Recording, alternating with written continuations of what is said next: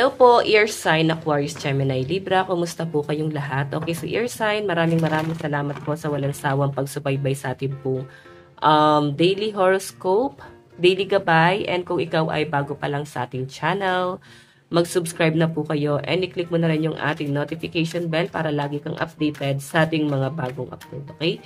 So, hayan, Ear Sign sa mga interesado po sa ating private reading, wishing candle, and cord cutting, and sa mga habol guys sa ating full moon manifestation, ayan. Iiwan ko na lang po yung link ng aking Facebook sa atin pong description box below. Then, i-message nyo na lang po ako. Okay? So, tignan natin Ear Sign. Gabay kapalaran po ni Ear Sign. Gabay kapalaran po ni Ear Sign.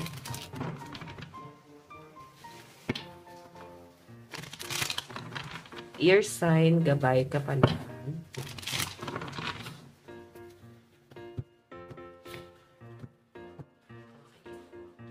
Ang shuffle pa daw.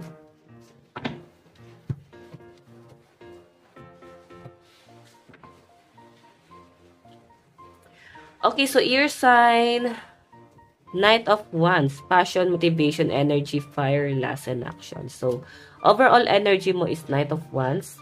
This is all about motivation. Okay? So, kung ano yung para bang nilalabas mong energy, parang ganyan. So, namomotivate ka sa isang bagay, depende yan eh. Depende yan kung ano yung mood mo ngayon. Masaya ka ba? Malungkot ka? So, nakikita ko kasi sa energy mo ngayon, Ear Sign, more on motivated ka talaga, no? And, nakikita ko rin yung pagiging passionate mo sa isang bagay.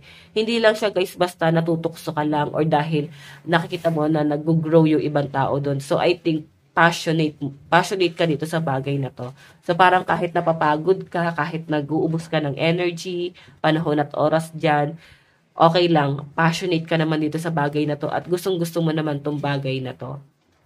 Okay? So, hayan. Nakikita ko rin, guys, ayan, parang kahit anong problema or challenge na dumarating sa inyo or china-challenge ka ni universe, so, nakikita ko dito, no, na-overcome mo na siya. Hindi ka na basta-basta nagiging emotional. Tignan mo yung bundok. Nagre-represent to, guys, ng challenge sa buhay. Pero napakaliit niya dito. Okay, so, kaya mo nang dalhin yung mga problema. Hindi ka na basta-basta naapektuhan sa mga bagay-bagay. Okay? So, hayan, meron kang i-pursue something na passionate ka dito sa bagay na to. So, kagaya ng sabi ko kanina, guys, kahit na ubos yung energy mo dyan, okay lang. Kasi, gusto mo to and motivated ka dito. So, pwede nyo nagpapamotivate naman sa inyo, guys, is pwedeng someone you love. Okay? Tingnan pa natin.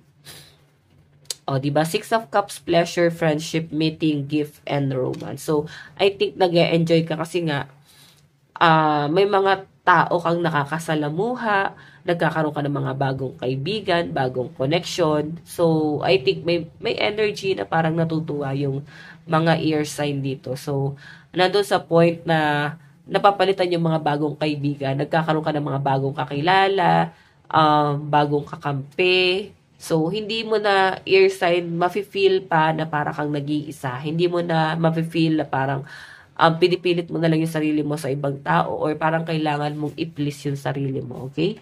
So, hayan yung nakikita ko sa inyo, Ear Sign. Six of Cups, pleasure, friends. Alam mo yung parang sila mismo yung kusang lumalapit sa inyo kasi na-attract mo sila, Ear Sign. Okay, ganun yung nakikita ko dito. Sobrang na-attract sila sa energy na naibibigay mo sa kanila. Okay, siguro kasi positive, nakakatuwa ka. So, yun siguro yung gusto nila. Actually, yun naman talaga yung gusto ng iba na maging kaibigan nila, no? Yung mga masiyahin lang, go with the flow. Pag masyadong emotional, pansin nyo maraming kaaway, diba? So, iwas tayo sa mga emotional kasi baka ma-absorb nyo yung energy. So, alam mo yun, pinipilit nyo silang buuin, tapos ikaw naman yung nasisira, kaka-advise. So, iwas na lang kayo sa mga negative energy kahit mahalaga pa sa inyo yung taong yan kung napaka-emotional, guys. Sabi ko sa inyo, guys, maa-absorb mo yan pag araw-araw mo yan kasama. Pero kung ito naman, guys, itong tao na to ay malapit naman talaga sa inyo, tapos ngayon lang naman naging emotional lang ganyan, marami namang naitulong sa inyo, ano ba naman yung parang give and take, no? Okay? Ayan. Meron tayong Four of Cups, boredom, meditation, discontent, rejection, and offering. Wow. So, ear sign. May nakikita ko dito na parang medyo nag-ano ka lang, maiinip ka lang sa ginagawa mo, no? Hindi naman yung naiinip na parang nalulungkot ka dahil nainip ka. I think kasi parang paglalaanan mo siya ng oras at attention, guys, eh. Okay, yun yung nakikita ko. Siguro parang maiinip ka kasi pinaglalaanan mo siya ng oras at saka attention. Pero hindi ko naman siya nakitang nalulungkot ka. Okay? Okay, sige, tignan pa natin. Meron tayong the Tower, disruption, chaos, revealing death, unexpected change. So, ayan na nga guys. Sabi ko sa inyo, ang the Tower is ending. Pero revealing yung sinasabi. Parang sinasabi nito guys na kung hindi na kayang buuin yung isang bagay, baguhin na lang ng mas maganda. Bumuo na lang ng isang building or isang foundation na mas maganda at mas matibay. Okay? Parang relationship lang yan guys, no? Hindi naman sinabi na magpalit ka ng person, pero dapat meron kayong pagbabagong gawin parehas ng person mo para mabuo kayo. Okay? Or iwan nyo na tong old cycle na to at bumuo na lang kayo ng new, no? New cycle sa buhay nyo. Okay? Iwan nyo na yung mga past issue nyo guys na hindi nakatulong sa inyo. Ayan. Sige, tignan pa natin guys. Okay. So, ear sign, meron tayong 10 of Cups, happiness, happy end, completion, family, and harmony. So, actually, natutuwa ka na nakakapag-provide ka na siguro sa family mo or natutuwa ka na ibibigay mo yung pangangailangan ng family mo. And nakikita ko rin sa mga ear sign dito, mas nagpo-focus ka sa family mo. Okay? So, yes, nagkakaroon ka ng mga bagong kaibigan, pero hanggang dun lang yon. Mas mahalaga sa inyo yung family mo kasi sila yung parang treasure sa inyo, no? Yan yung nakikita ko dito. So, hindi ka na parang ibuhos yung attention mo sa kaibigan. Yan yung nakikita ko sa mga ear sign energy. So, 5 of Cups. Ito guys past issue to, no? Yung overall energy mo is 5 of Cups.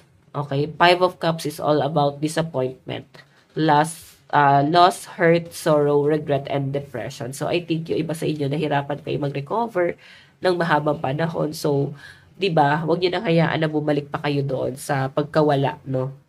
Ayan, tignan pa natin. Masarap magsalita ng dire-diretso, tas parang wala ka ubo. Barado lang yung ilong ko, guys, no? Dahil sa sipon. Ay, pasensya na, guys. Grabe mga sakyan dito talaga. Tabi kasi kami, guys, ng daan. Ayan. Tignan natin.